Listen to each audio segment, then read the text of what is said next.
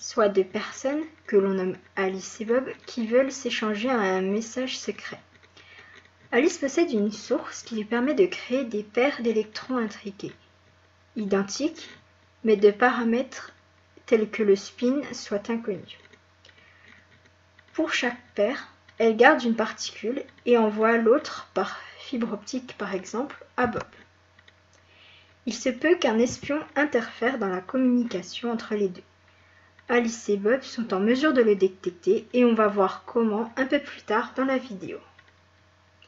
Alice et Bob vont effectuer une mesure de spin selon un axe choisi au hasard sur chaque électron qu'ils possèdent. Pour simplifier la modélisation, on suppose que les mesures seront faites soit selon l'axe X, soit selon l'axe Z. Le choix des axes d'Alice est indépendant du choix des axes de Bob. Rappelons que seuls deux résultats de mesure de spin sont possibles, plus ou moins un demi. On va les noter pour simplifier, plus et moins. Alice et Bob vont comparer leurs résultats et on va montrer un exemple. Alice et Bob, en l'absence d'espions, ont la même série d'électrons. Lorsque l'axe de mesure choisi est identique, ils doivent obtenir la même chose comme ici. Lorsque les axes de mesure sont différents, peu importe le résultat de la mesure, comme ici par exemple, ils ne peuvent rien dire parce que la mesure du spin selon l'axe X n'implique rien sur la mesure du spin selon l'axe Z. Dans le cas où les axes choisis par Alice et Bob sont identiques mais les résultats sont différents, Alice et Bob peuvent suspecter la présence d'un espion qui, en mesurant l'électron qui était destiné à Bob, a changé son état.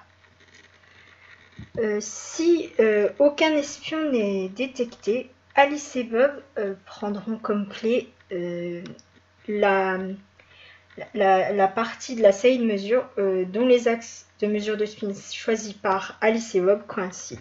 On a fait une simulation pour montrer l'influence de l'espion sur les mesures de Bob. On est dans le cas particulier où l'espion connaît les systèmes d'axes utilisés par Alice et Bob. Cas numéro 1, simulation sans l'espion. On avait obtenu le graphe quantique suivant.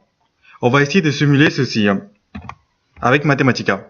Dans un premier temps, je me suis créé une liste d'axes de mesure aléatoires pour Alice et les mesures qui sont également aléatoires pour Alice. Puis, je me suis créé une liste d'axes de mesure aléatoires pour Bob. Bob va donc faire ses mesures. S'il choisit un axe de mesure égal à l'axe de mesure choisi par Alice, il aura le même résultat qu'Alice, ou sinon il aura donc 1 ou 0 avec une probabilité de 1,5. On va comparer ces résultats sur une cinquantaine de mesures extraites d'Alice et de Bob. Donc, si Alice et Bob ont choisi les mêmes filtres et qu'ils n'ont pas les mêmes résultats, on peut dire on incrémente ici le nombre de différences. Et on constate que dans le cas où il n'y a pas d'espion, le nombre de différences est égal à 0. Cas numéro 2, présence de l'espion. Alors, avec l'espion, on obtient donc le graphe quantique suivant. On constate bien que l'espion va donc modifier les résultats obtenus par Bob. Pour simuler ceci, j'ai créé une nouvelle liste d'axes de mesure, filtre 3, qui représente les axes de mesure utilisés par l'espion. Donc, dans un premier temps, l'espion va donc faire la mesure, et dans un deuxième temps, Bob va donc faire ses mesures. Et on obtient donc deux listes de mesures faites par l'espion et Bob. On compare les résultats obtenus par Alice et Bob et on incrémente le nombre de différences. Et on constate que le nombre de différences est non nul, donc que pour un choix de filtre égal entre Alice et Bob, on obtient des résultats différents. 10 résultats différents ici, donc il y a un espion. Alors, on étudie des graphes quantiques avec ou sans espion en supposant que Alice ait fait une mesure de l'état du spin selon SZ. Alors tout d'abord, on étudie sans espion. Alors on a le graphe suivant. Alors si Alice et Bob utilisent le même axe de mesure, les résultats d'Alice et Bob sont identiques. S'ils utilisent des axes différents, alors la probabilité est de 1,5. Alors maintenant on va passer avec un espion. L'espion choisit un axe U qui dépend de θ. L'espion prend un axe U avec un angle θ par rapport à EZ. Alors on a le graphe suivant.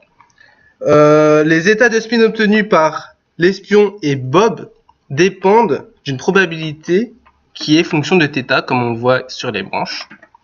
Alors, ainsi, la probabilité que Bob et Alice aient de même mesure de spin est de 1 plus cosinus θ sur 2, le tout divisé par 2, qui est également la probabilité que l'espion ne soit pas détecté.